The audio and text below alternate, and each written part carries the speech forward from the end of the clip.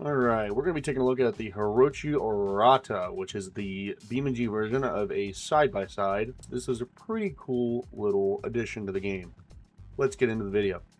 For starters, you have the base version, which makes almost 89 horsepower and 74 pounds of torque. You have the sport model, as you can see here, makes the same numbers. You have the sport turbo, which makes 185 horse and 144 torque, which is actually substantially more. Okay, that's probably double, if not more. And then we have the wild version, making the same amount of power numbers. We have the junior version, which is slightly less, but more than the base. We have the race one, which makes a lot more power, 223 horse and 159 torque. Then you have the custom asphalt, which makes the most out of all of them at 341 horse and 214 torque. I'm going to go ahead and showcase each one of these just to show you guys what they have to offer. Starting off with the base model, as you can see, it has the most basic level of trim and engine option.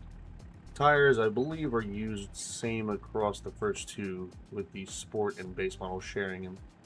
But we do not have the back tire on the rack, and the frame is slightly different. It is more of a plasticky, cheaper version. As you can tell, on the sport model is better. But as you can tell, you can open the door, you can hop in if you choose, you can click all these little clacky buttons and whatnot. If we go ahead in the cockpit view, you can see each button and what they do. You got your range mode, you got your low beams and high beams, and your hazard lights. Then you got your off and on switch for the car. It even has a cool little navigation screen on here. I thought that was a cool little neat addition. And as you can tell, this one is a automatic. Don't actually know if the other ones are manual. Next up, you have the sport version, which has a slightly different frame. It has the antenna, and it has the addition of a spare tire. With the same power numbers, however, I don't really think there is a difference between the transmission and engine. Taking a look on the inside, it's the exact same, just the color scheme is different. However, you do get mirrors. And I think a windshield and a roof. So I guess there's a couple options. And it looks like a light bar. Next up, we have the Sport Turbo, which makes quite a bit more horsepower and torque rating, with the same, I think, chassis. Yeah, it has the exact same cage. Interior being the same as well, although you have more reinforcement. That way you don't smack your face off the stuff. However, you do get a different wheel and tire combo, and the added benefit of a turbo, hitting 12 psi.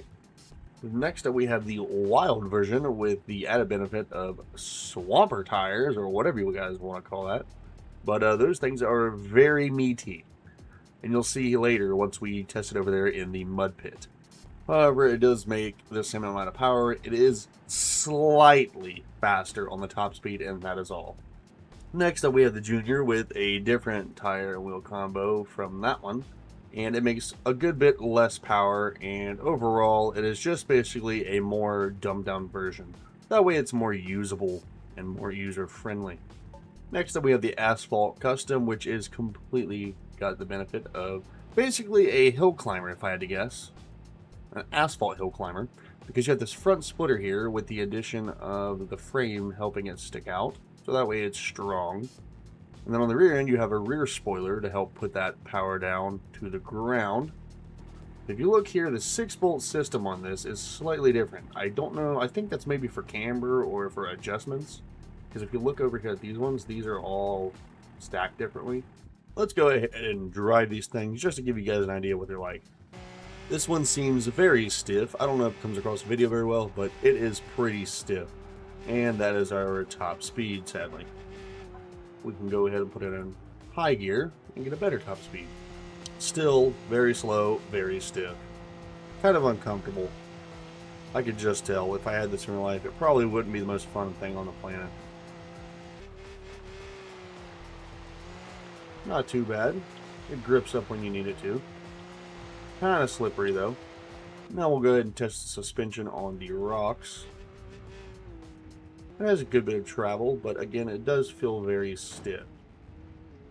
I don't know if you can kind of see that, but I'm not going to show you guys this one because it's basically the same thing. They might have a different suspension setup, but It feels very similar. Next up we have the Sport Turbo, which should be quite a bit faster. Yes, it is slightly faster. And, well, I say slightly, but it's pretty much double. We're already hitting almost 90 miles per hour. Also slightly slippery in the mud, maybe even more, but that's probably because it has more power. The rocks aren't too bad. The tires definitely help jump over them quicker, I think. Yeah, a little bit more controllable. Now this one, I would say it's stiff, but it just feels a little bit better. It could just be the speed and the engine horsepower helping it, but it does feel slightly stiff as well. A little bit more fluid, simply probably because we have that extra power. Now this one feels pretty good. Being that it's got the same amount of power, it feels looser, because I can actually kind of turn it on a dime. Maybe it's because the tire's helping out, but definitely feels better.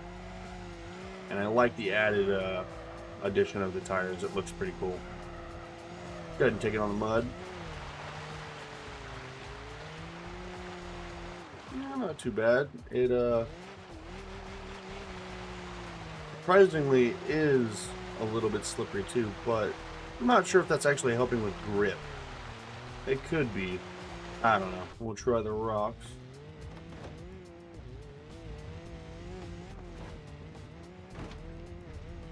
It's about the same. You can just cross them quicker, basically. Then we have the junior model, which is basically the dumbed down version of it. There's not really much to brag about. It's just a really low powered model.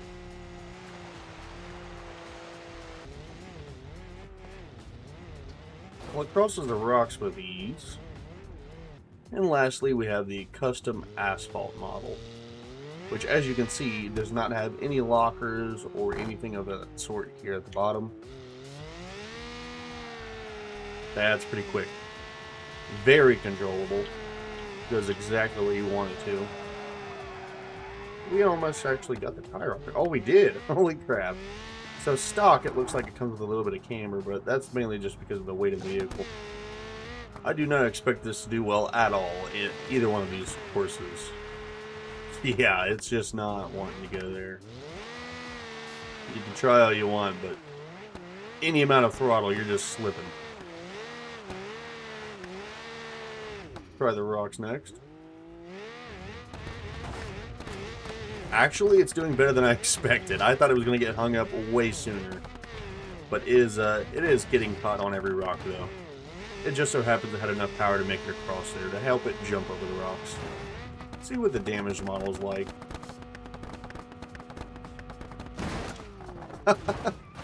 Everything just exploded apart. I should have figured. It's just a big frame on wheels, so... yeah, that's a lot of weight barreling down on them tires. Alright, so now I'm going to take one of the ones I think is my favorite and just use it as the representation of the off-road capabilities of this thing. We'll start with this, just a light little track. It'll show a little bit of flexibility and tire grippage.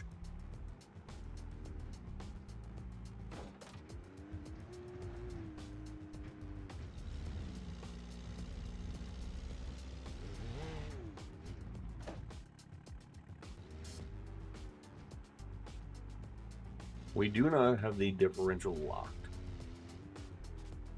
So it made that pretty much with ease. Let's try it over here. Now this is no crawler by any means, but that's okay.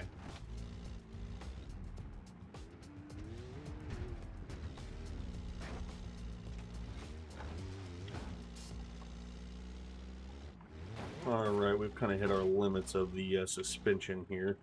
Especially considering it's not made for this.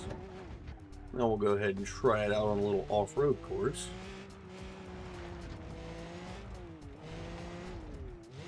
Really good at Bajaing, I'll tell you that.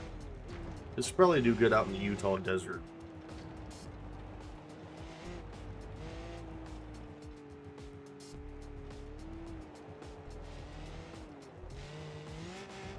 Beautiful. Ooh. Oh god, we're dead. Okay, we're going to go ahead and get a little bit of more crashes in, just to see a little bit more of what the crash damage model is like on this thing. Let's go ahead and hit this ramp. This would just be a light crash. Ooh! Oh, I take that back. So it appears we have actually damaged the frame a good bit. As you can tell, it was all sunk in. However, it could still possibly drive. If you really had to, you could probably get it up on a trailer. I'm actually surprised. This thing is pretty durable. Now let's see what would happen if we just smack a wall. I wonder if it'll actually crumple up. Get a little bit of slow-mo action here. Beautiful. So it does slightly crumple up, but wow, I'm surprised it's actually drivable. You just can't turn it, obviously. But as you can see here, it just pushes up against the dashboard, which is perfect because that still saves the driver and passenger. It's exactly what you want. Perfect roll cage. So what we're going to do here is take the fastest version of this and just see what it does on the quarter mile. Alright, hopefully it can lay down a pretty good number, but you got to remember this is a side-by-side, not a full-blown vehicle. So the transmission options are very limited. Alright, I would have liked to see a better takeoff, but can't really stage it up that well. We are able to hit over 100 miles per hour. Alright, so we got a 11.2 at 119, basically 120 miles per hour, with a 60 foot of 2.0. That is really good, considering this is not a full-blown car. But I guess the power to weight ratio does make the world of difference. So if you look over here at the base model, the weight to power ratio is 20.24 pounds per horsepower. And on this model, we have 5.2 pounds per horsepower. So it is going to be drastically different and way faster because you only have 1/4 the weight that you would as this one. And you make more power. Although the off-road score takes a big hit, as you can tell. Anyway, I hope you guys enjoyed this episode. If you did, leave a like, and if you want to watch more of this content, subscribe, and I'll see you guys in the next video. Have a wonderful evening.